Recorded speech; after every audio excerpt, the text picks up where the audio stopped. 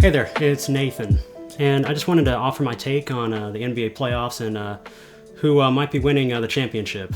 Now, I don't want to be too overconfident here. I can definitely see different scenarios because, with sports, anything can happen.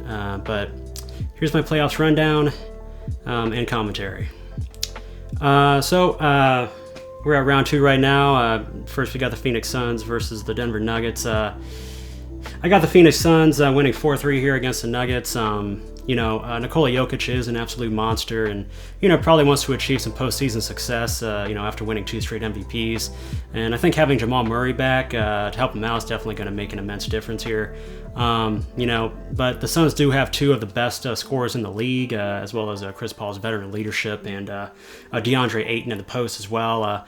Actually, I think the Phoenix Suns roster complements each other very well. But, Chris Paul has been kind of injury prone of late, and so that could end up being an issue there.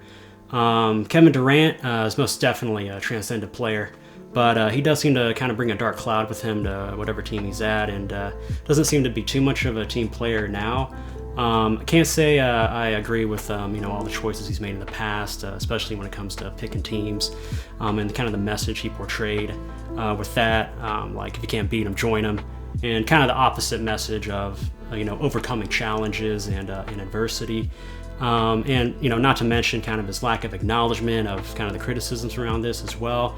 But I will say he is a phenomenal basketball player, and he will be a force to be reckoned with in this series. But I do say, a win in Phoenix for Durant, could change his whole legacy around. By winning on a team that may not have all the parts and stars and pieces that previous teams have had, and also winning on a team that and winning for a city that hasn't won a championship before. Just a couple stats here. Devin Booker does lead in points scored per game in the playoffs, and both teams have never won a championship. Next, we got the Golden State Warriors versus the Los Angeles Lakers. I got the Golden State Warriors winning 4-2 here. Stephen Curry is coming off a 50-point performance, and he can have a breakout game at any moment.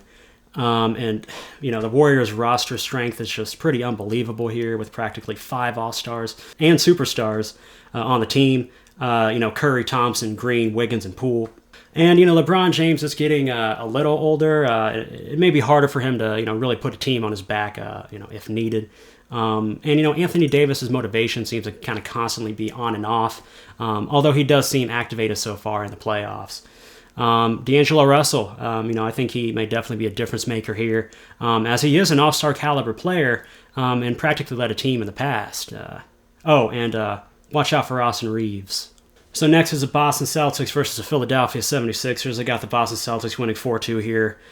Jason Tatum and Jaylen Brown, that duo has really had time to really refine itself.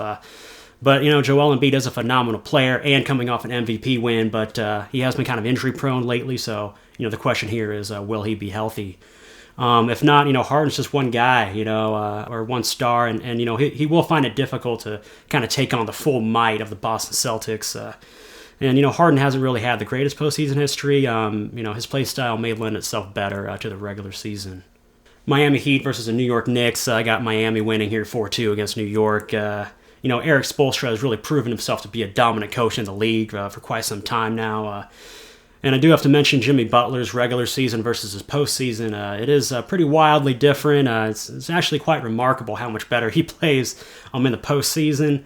And on New York side, Jalen Brunson, he hasn't really had a lot of time, a lot of experience leading a team.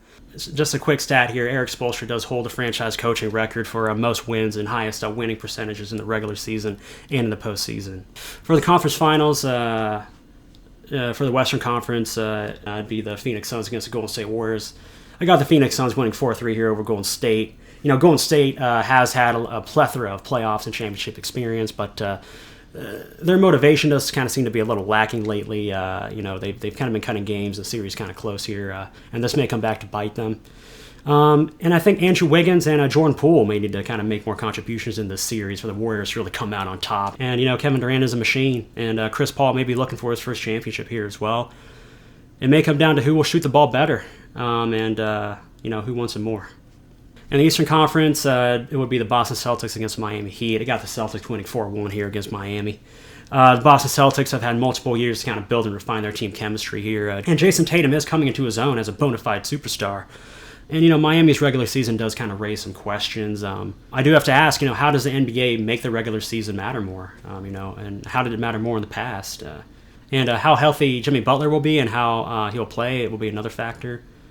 And so for the finals, it would be the Phoenix Suns against the Boston Celtics. I got the Phoenix Suns winning 4-2 here.